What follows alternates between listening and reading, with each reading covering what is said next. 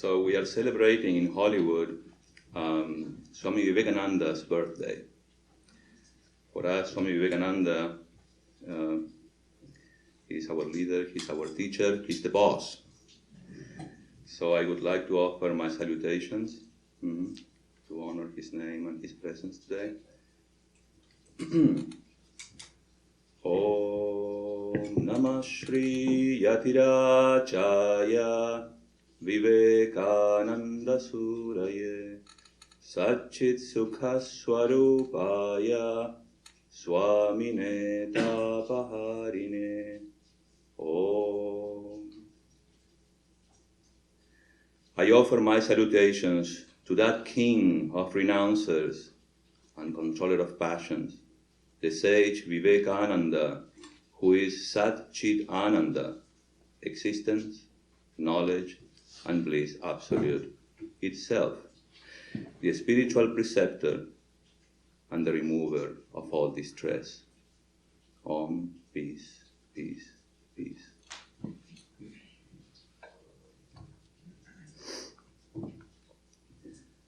The essence of Vedanta is that there is but one being, and that every soul, each and every one of us, is that being in full, not a part of that being.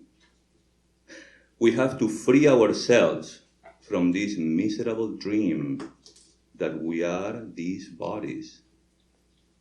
We must know the truth. Infinity cannot be divided. The one without a second can have no second. All is that one. A time must come, says Swami Vivekananda, when every man will be as intensely practical in the scientific world as in the spiritual. And then that oneness, that harmony of oneness will pervade the whole world. The whole of mankind will become Jivan Muktas. It's a Sanskrit word.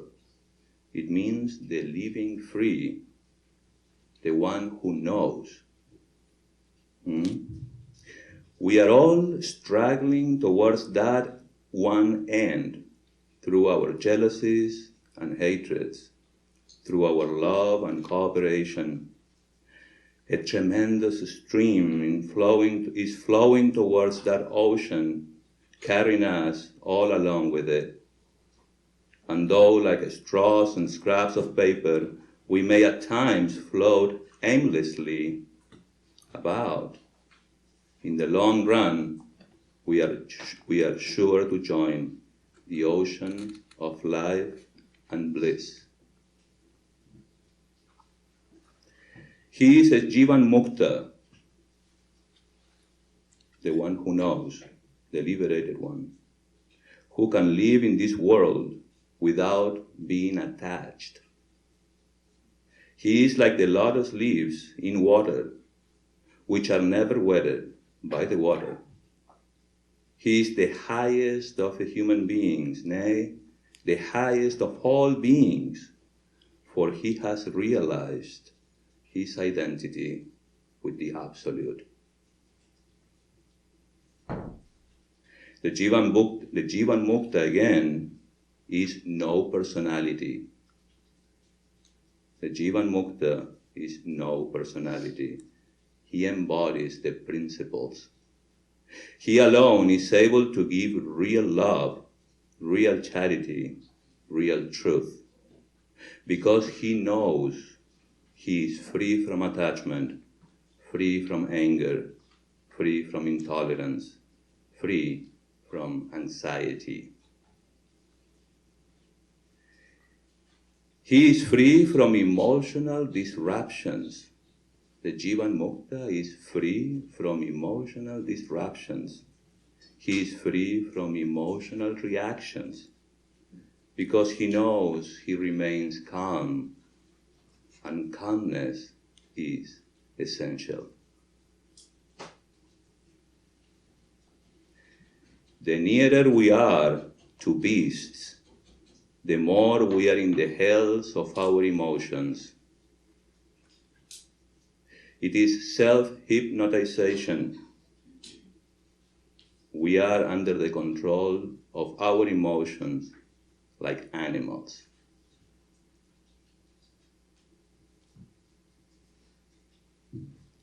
Welcome, everyone.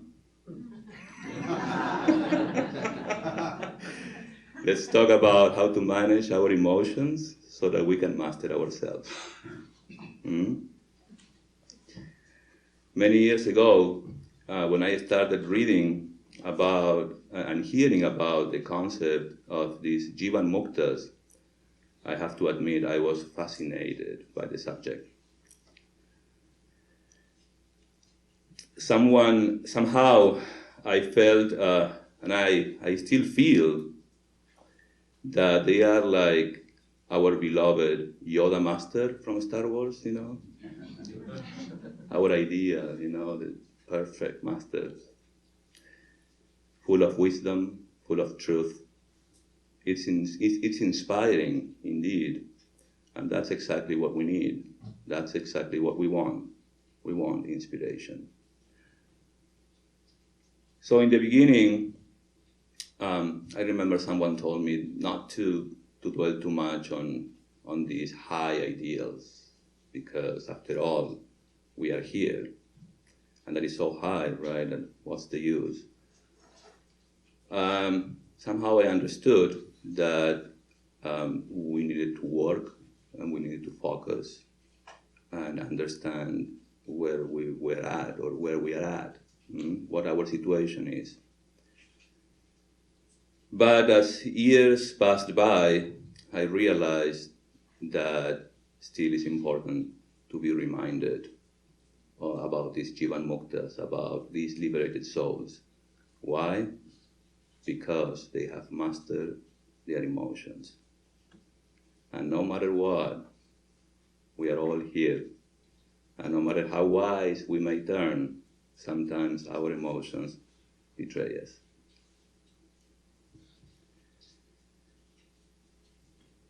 The whole of mankind will become Jivan Muktas, says Swami Dhyanayogananda. We are all struggling towards that one end through our jealousies and hatreds, through our love and cooperation.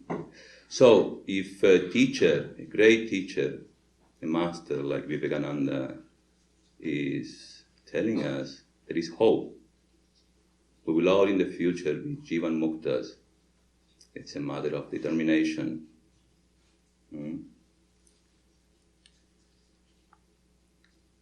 God knows it's not easy, but at least we should try with all our might to put as much effort as possible to live the life we deserve.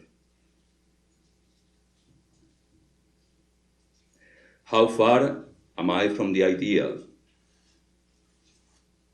Without knowing the ideal, without knowing the standard, how can we know where we are, what our situation is? We need to be able to know where we are standing in our spiritual progress, in our spiritual life. What are my samskaras, my impressions, my habits, my tendencies? We need to observe our behavior. How far am I manifesting divinity based on oneness? Am I being unselfish? We need to ask ourselves. Now, what is this so-called liberation word that our scriptures and these great teachers talk about? By liberation, they mean freedom from all kinds of emotional problems, anxiety, fear, depression, worries. Liberation means enjoying an amazing and powerful mind. In order to achieve this, we need to be capable to maintain the emotional balance. In the Bhagavad Gita, an ancient Hindu scripture, we find Arjuna asking his master, his name was Krishna, the following. I'm going to chant this in Sanskrit. Arjuna uvacha stita prajnasya ka bhaja stita prajnasya ka bhasha samadhistasya keshava stita dikhim prabhasheta kimasitau vrajeta kim. What, O Keshava, is the description of a man of a steady wisdom, merged in samadhi, in the state of oneness? How does the man of a steady wisdom speak? How he sits? How does he walk? Shri Bhagavan Uvacha Prachahati yada kaman sarvan bhartamanogatam atmanye atmana tushtaha stita prajnastadochyate. The Blessed Lord said, when a man completely casts away, O Partha, all the desires of his mind, satisfied in the self alone, by the self, capital Self, then is he said to be a man of a steady wisdom. Dukkeshu anudvigna mana sukheshu vigatasprihaha vitaraga bhaya krodaha stitadir muniruchyate. Not shaken by adversity, not hankering after happiness, free from fear, free from anger, free from all the things of desire, I call him a seer, illumined, a man of steady wisdom, settled conviction of one's identity with the self, Brahman, gained by direct realization. Self-knowledge is possible only when the mind is in a steady, peaceful condition of harmonious equilibrium.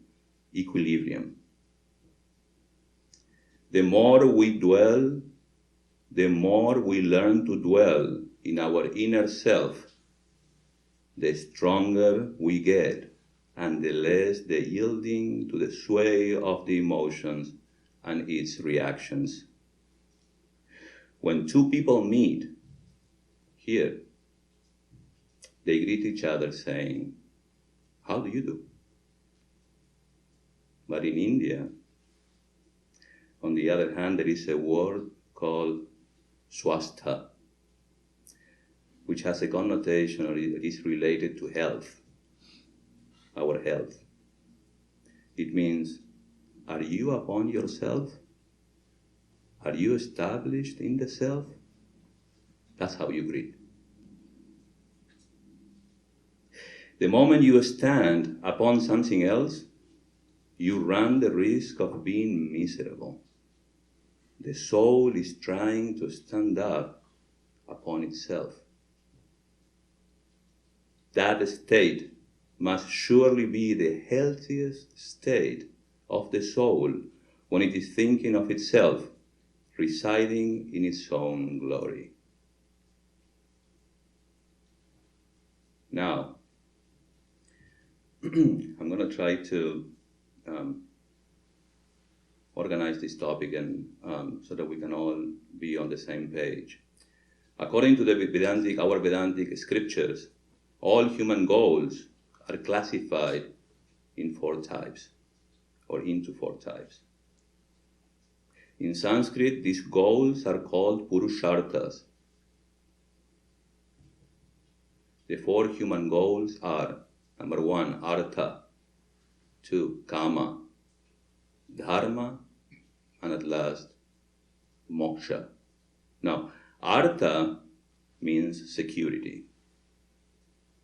All the things that are required for our security, all the things we seek for our security and survival. After making sure we have the basic needs covered, the next thing we look for is entertainment and pleasures. How do we entertain ourselves? That is called kama. It's the second goal. All the things that we do or acquire in order to entertain ourselves, once we have these two taken care of, after gathering plenty of experience, both pleasurable and painful experiences, we come to understand that we need some values to guide our life. Can we all relate to this? Artha, we need money. We need to cover the minimum means, security, to feel secure. And then we want to have fun. Now, after these experiences of pleasure and pain, there comes a moment when you say, okay, let me stop. Where am I going? This life full of superficialities, and everything seems to be so superficial. I need values. And here we are. Once we have these two taken care of, after gathering plenty of experience, both pleasurable and painful experiences, we come to understand that we need some values to guide our life. The next thing a human being seeks is what we call dharma, values. Pleasure, joy, and the well-being I get when I learn to lead a life based on values. We can also call it a religious life. By doing good to others, by performing noble actions, we get some kind of satisfaction, self-respect. We feel good. We gain self-esteem. We feel integrated and respected. Is that true? That is what happens when we lead a life based on dharma, based on values. That's what is right. So far we have artha, security, kama, entertainment, dharma, values, at last moksha. Moksha means liberation. Here we discover that all we need, that security, that happiness, contentment, is nowhere but within us. Moksha means fulfillment. Purnatvam, fulfillment. There is nothing else. I feel complete. Self-mastery, inner strength, inner maturity, inner mastery is called moksha. Really speaking, there is only one goal. There is only one human goal for all human beings. After describing these four goals, really speaking, I say there is only one goal. Every human being seeks to lead a happy life. We just all want to be happy. That's all. Physical happiness, emotional happiness, intellectual comfort. Unfortunately, the majority of people are lost in the pursuit of these in the outside without realizing that the only source of security and happiness is within themselves. According to Vedanta, again, every human being, except of course those who have achieved that state, the liberated ones, are naturally selfish. Yes, we are all selfish. And here is where we find ourselves. And this is important to recognize and to accept.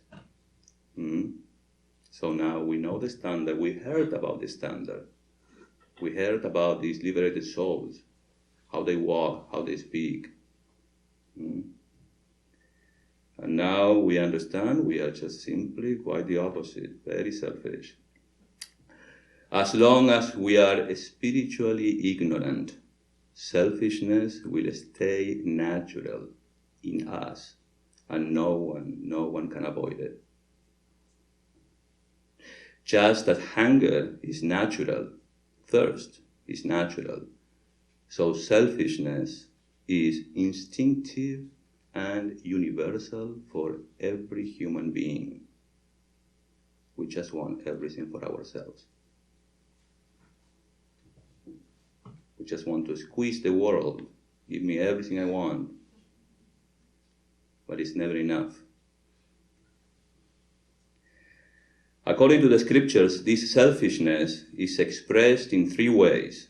The first expression of selfishness is called in Sanskrit ahamkara. Ahamkara is a notion or idea that I am an individual, a human being with body and mind-sense complex. Does it happen to us? Of course. The second expression of this selfishness is a consequence of the first. Since I'm a body with a mind, and that sense of body-mind complex again, the consequence is called mamakara, mama. My and mine, my house, my property, my land, my extra car. The third expression of selfishness is an extension of ahamkara and mamakara. It's called raga and dvesha in Sanskrit.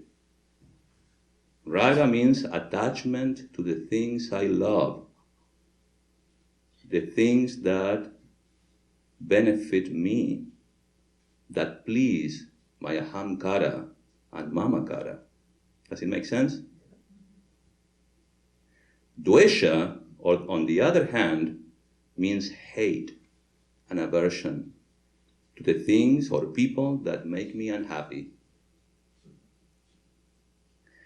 These two, attachment and aversion, are twin brothers and big friends of ahamkara, ego, and mamakara, my and mine. Now, you must be thinking, okay, this is too much. How do we deal with this? You do understand now the need of liberation, right? Nobody likes to hear about these things. Nobody likes to look at themselves, look at yourself in the mirror.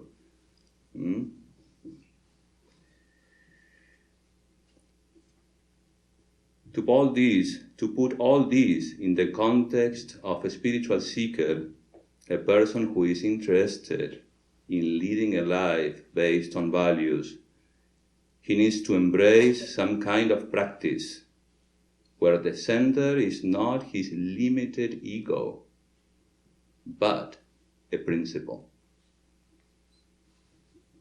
By doing this, he forgets himself, his identification, and opens up to his real identity.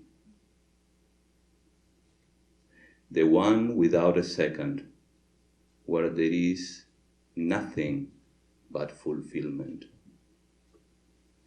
Fullness of what we are, Sat, existence absolute, Chit, knowledge absolute, and Ananda, bliss, eternal joy.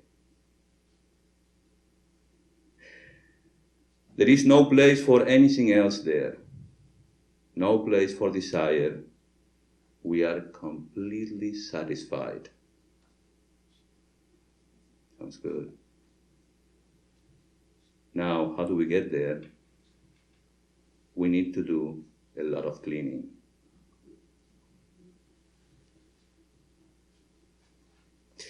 The journey of a spiritual seeker goes through different phases. The first one is where the spiritual seeker gains all the necessary qualifications for the attainment of spiritual knowledge. He comes to understand the role of spiritual knowledge and develops a deep yearning for it. In order to get there, in order to achieve that state, the scriptures talk about two means, spiritual practices, or sadhanas in Sanskrit. Here we have to start somehow practicing unselfishness. We have to start. And our scriptures talk about the yogas. In karma yoga sadhana, in the practice of karma yoga, we learn how to lead a life based on spiritual principles. Now, I'm not going to give a talk on the yogas today. Okay, I'm going to mention just a few essentials. Karma yoga is a dharmic way of life, is a life of values where the goal is to unite, to connect with ourselves by learning to be in the present and mindful, by learning to be in the present, here and now, and mindful. Where all our motives are for their own sake.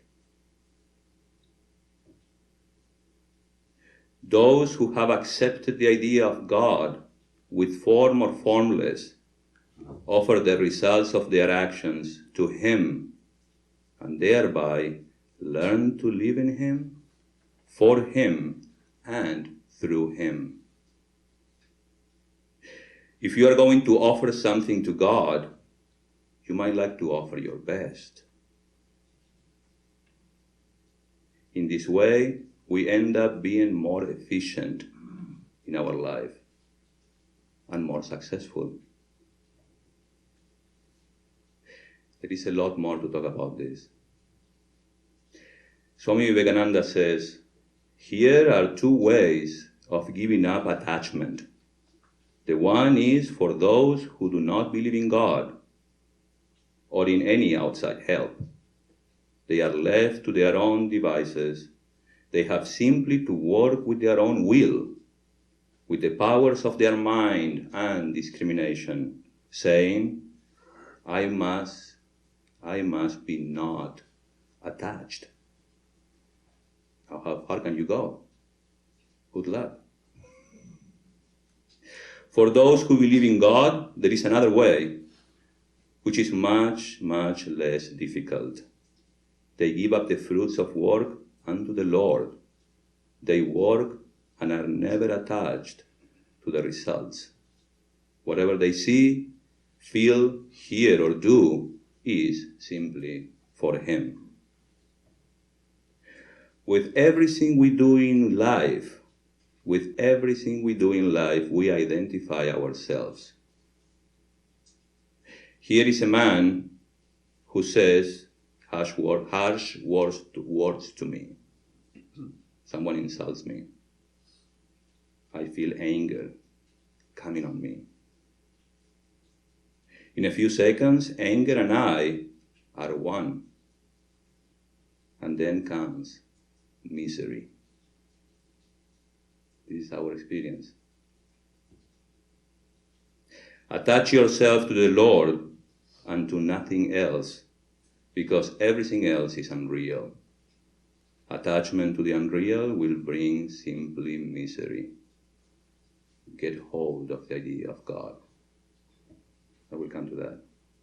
This practice, the karma yoga practice, also puts emphasis on the idea of duty, which means to understand what our responsibilities are according to our circumstances. We learn to accept the present. We learn to embrace our responsibilities by fulfilling them the best we can and live in contentment. When we do what we have to do and with the right attitude, once it's done, we feel good. And what if we could do this without expecting the results, just focusing and offering everything to the Lord? The second practice prescribed for this stage is the practice of meditation on a chosen ideal. It's called in Sanskrit Ishtadevata, or God, in any particular form you choose.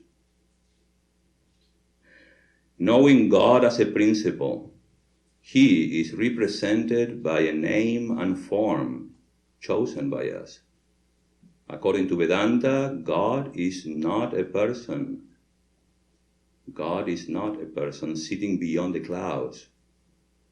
God is defined as the invisible, all-pervading intelligent principle in the universe, pervading all the laws, the cosmic network of laws which maintain the creation in rhythm,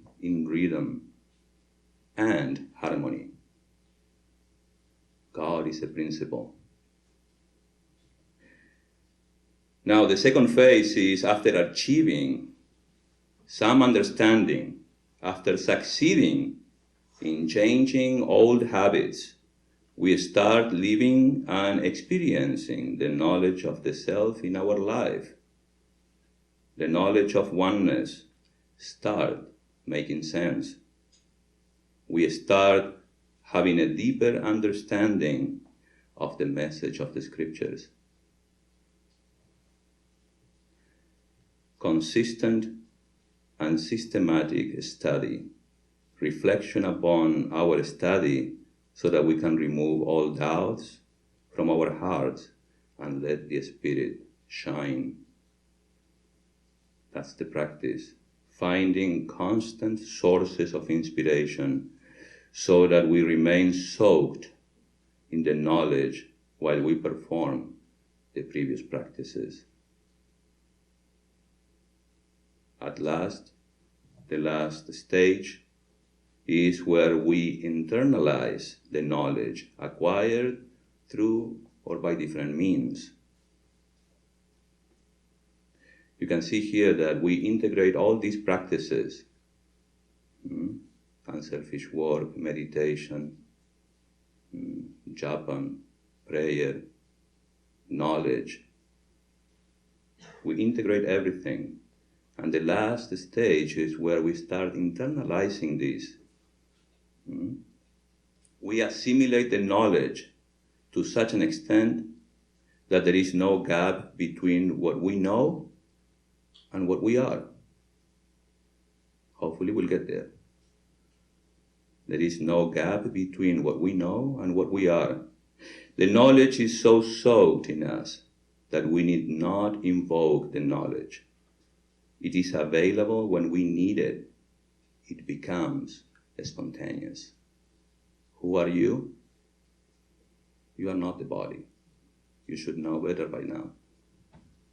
You are that self, that spirit. That becomes spontaneous.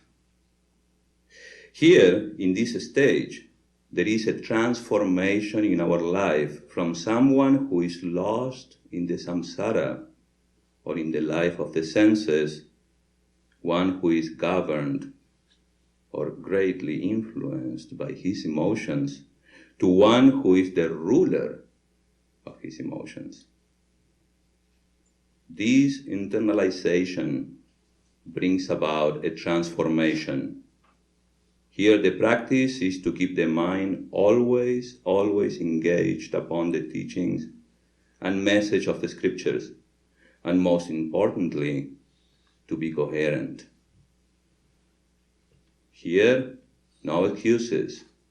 We need to start living it. We need to start acting the scriptures in words, thoughts, and deeds. We need to start seeing a transformation in our character. We need to commit to start observing ourselves psychologically. The goal, we aspire the highest. We aspire for the highest. In the Bhagavad Gita, again, Krishna describes the state of someone who has become a knower, a Jivan Mukta, the one who knows deliberated in life.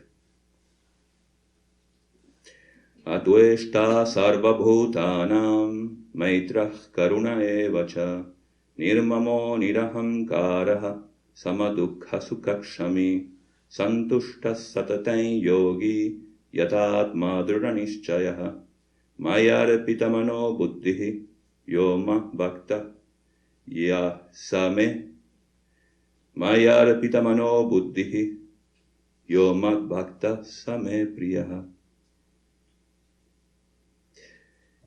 He who hates no creature and is friendly and compassionate towards all, who is free from the feelings of I and mine.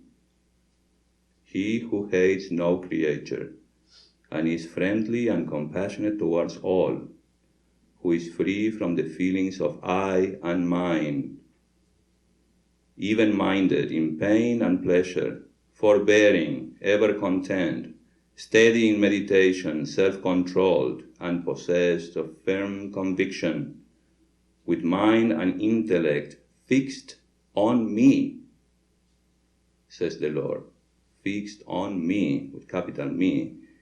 He is thus devoted to me and is dear to me. How do I know if I have attained such a state or not, is the question. Attainment of this state is indicated by a transformation of our personality, not shaken by adversity, not hankering after happiness, free from fear, free from anger, free from the things of desire. I call him the seer and illumined. The primary definition of the Jivan Mukta, or a transformed person, is freedom from all emotional reactions or disruptions. You see the point here? The primary definition of a transformed person is freedom from all emotional reactions, free from attachment, fear, anger, intolerance, and anxiety. Now, understanding this definition is very important because we have to evaluate our spiritual progress based on this. We are going to judge ourselves. As a spiritual seeker, I am interested in assessing if I am progressing or not. A serious spiritual practitioner wants to see this transformation. Therefore, how do we know if we are progressing spiritually? And how can we measure the progress? We can evaluate ourselves by self-introspection and self-analysis. How far am I from the ideal? And in so doing, we will invariably find that the spiritual journey is neither smooth nor steady. We go through different ups and downs. During the day, we go through numerous experiences, interacting with family members, neighbors, colleagues, etc. Sometimes we are able to maintain our emotional balance.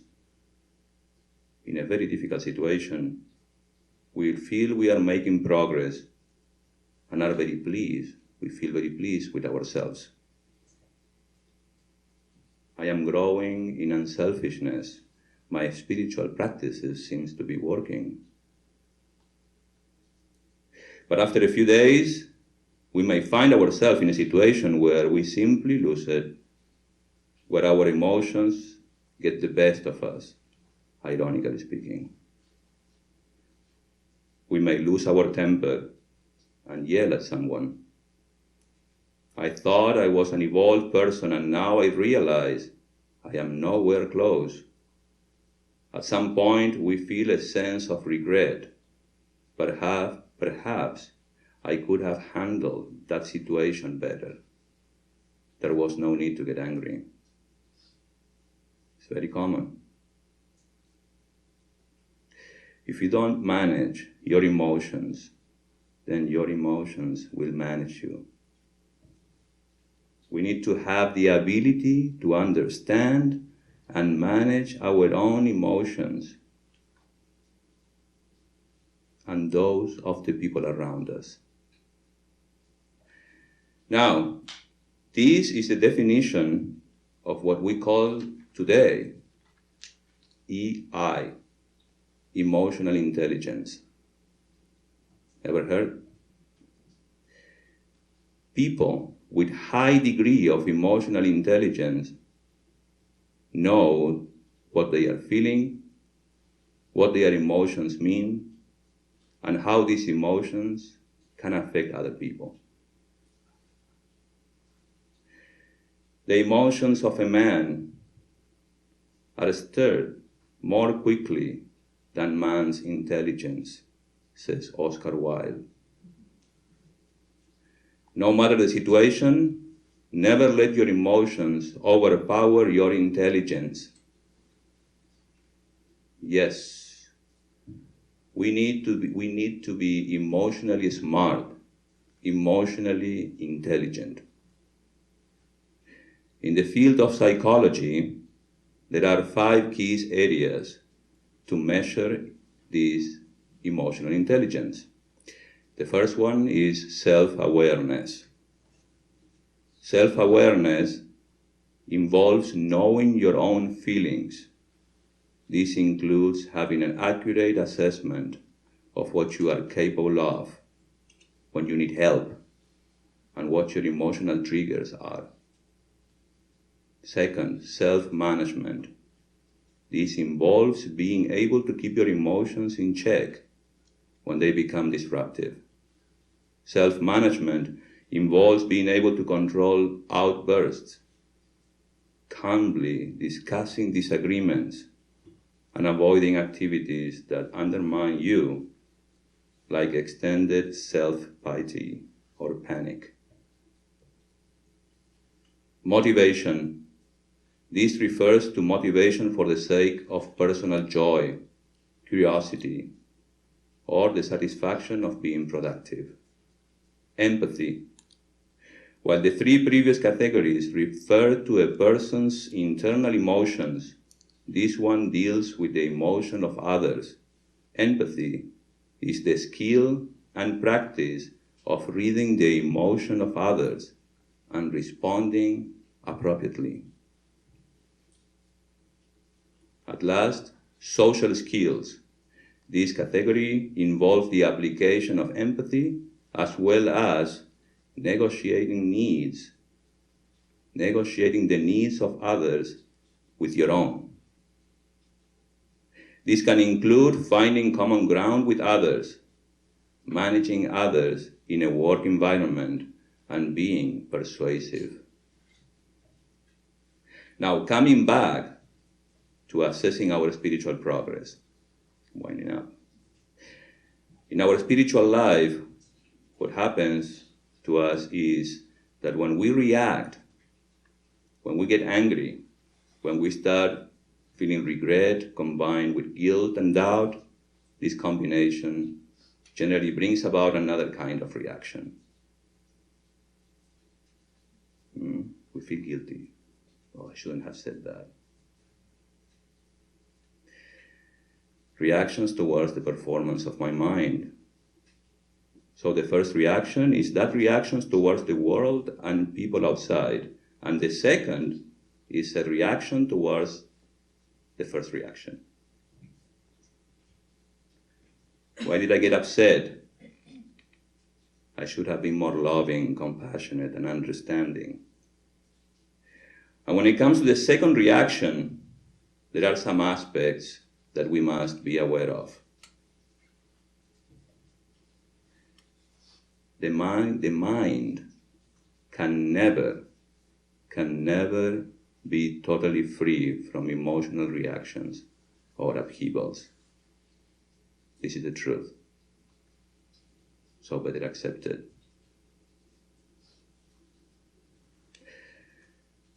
Now in Prakriti, in nature, there are 3 forces. In Sanskrit are called the gunas.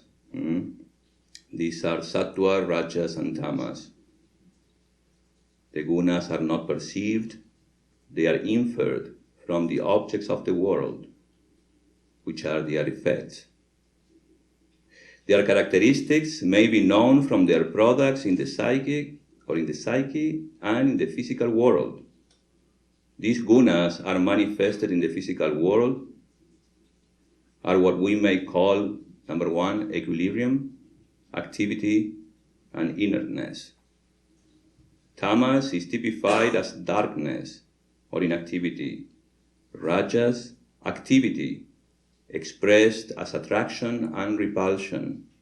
And sattva is the equilibrium of the two. In the mind of a man, sattva expresses itself psychologically as tranquility, purity, and calmness.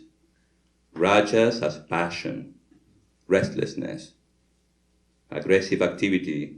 Tamas as stupidity, laziness, inertia. Sometimes one guna is predominant, sometimes another, and a man's mood and character vary accordingly. The spiritual seeker will try its best to dwell on sattva, since tranquility, purity, calmness, equilibrium, equanimity are simply essential. No doubt, all these three gunas, sattva, rajas, and tamas, are present even in the mind of a knower. There is no escape. As long as we live in a physical body, we are subject to these forces. So we should know this and calm down. It's okay. It's okay to get upset, but we should observe that. Next. No mind can be deprived from emotional disruptions. We can't completely get rid of his emotional outbursts. We only reduce them. They are simply natural. Now, the process of reducing the emotional outbursts or reactions can never be instantaneous. It's a gradual process. It's done progressively. How do you know that? EI, number 1 and 2, self-awareness and self-management. By knowing what my triggers are and by keeping them in check, by observing how often we react in the day, by observing my old habits and the efforts I put to change them, by choosing your reactions to bad situations, here there is an opportunity to observe and work with our ego. Another observation we can make is the reduction of the intensity to which we react. Emotional reactions manifest at the level of the mind, speech, and body. The frequency, how often we get disturbed, the intensity, from a strong to mild reaction, and the recovery period, getting back to normal, becomes lesser and lesser if we observe ourselves. Initially, we may get disturbed many times a day, become very emotional and brute for days.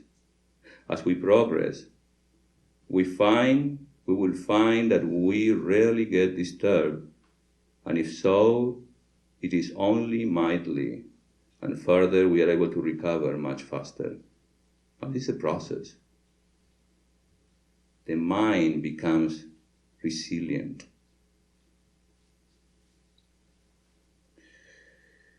Now, another point to remember, we have to remember this work is for the sake of helping, expressing, and manifesting our divinity more and more. I'm sorry. The right words, a smile, the acceptance at the right time, the acceptance of a particular situation you cannot change at the right time can work magic. And it's never too late to really set things right. Just say the right word. At last, we need to remember what then is the primary purpose of self-knowledge. The primary purpose of self-knowledge is not really refining the mind, but awakening to the truth that we are not the mind. You see the point? I am not the mind. Mano buddhi ahamkara chittani naham. Chidananda rupa shivoham shivoham. I am consciousness absolute, bliss absolute. I am auspiciousness. This is the most important lesson that the scriptures teaches us. No doubt we should give importance to the mind, but the state of our mind should not cause anxiety or tension. We improve our mind and we reach a stage where we just simply enjoy the mind. We always have to remember that the goal of our spiritual practices is to enjoy calmness, peace, inner peace. So if we constantly get upset and react to our reactions, there is no end. We should know better. We are not the mind. Therefore, we require to study, to observe two things. The first is to minimize our reaction of the mind caused by the world and people outside. And the second, to handle the second reaction of the mind caused by our first reaction. If we follow these two forms of self-awareness and self-management, we will find our spiritual journey to be very enjoyable. I don't want to be at the mercy of my emotions. I want to use them, to enjoy them, and to dominate them. Oscar Wilde says that. In this world,